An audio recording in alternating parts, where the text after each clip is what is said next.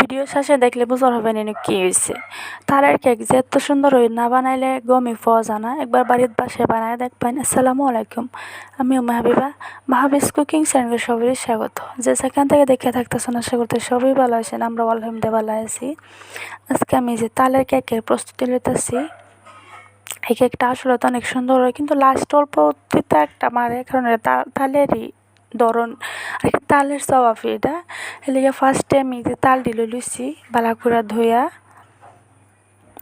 লওয়ার পর আমি যে সিলাই লইতেছি উপরের যে সুগলাটি যায়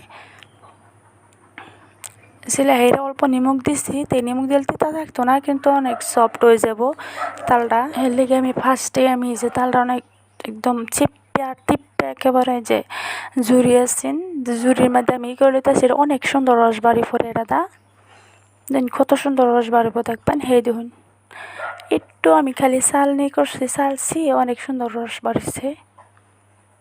এইভাবে করে আমি সবগুলা রস বার করে লইয়াম। এই দিন আমি রস বার করে অত সুন্দর রস হয়েছে। তারপর আমি কেকের লেগিয়া মেজারমেন্ট করতেছি আর কি। 4 চামচ আমি লইতেছি তালের রস, 3 চামচ। তারপরে 1 কাপ চিনি, হাফ কাপ সয়াবিন তেল লইরা আমি এটারে মিক্স করছি। তারপরে হাফ কাপ দুধ লিকুইড দেখা মিক্স করে লইতেছি।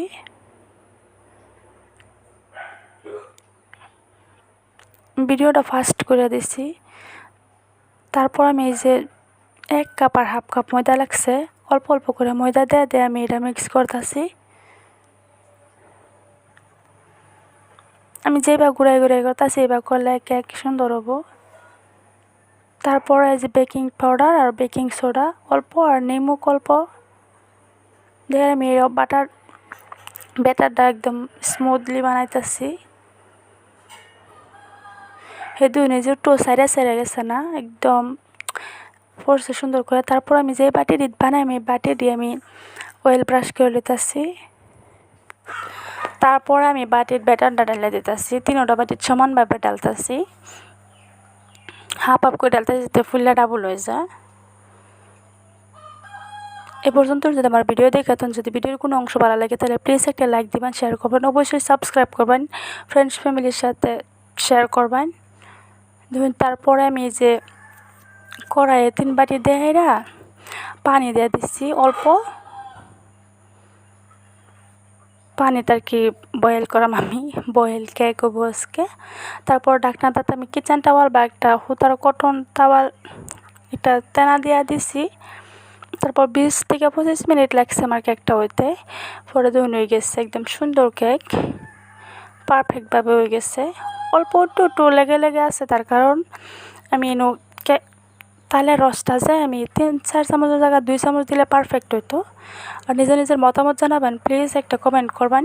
যারা ফেসবুক পেজ থেকে দেখতেছেন তারা পেজটা প্লিজ ফলো করে দেবেন। এই তো নিজে লাস্টে আমার গলতি এটাই হয়েছে আর কি, তালের রসটা একটু কম দিতাম তে একদম সুন্দর হতো, কিন্তু তাহলে ওই স্পঞ্জ হয়েছে, স্বাদ অনেক সুন্দর হয়েছে।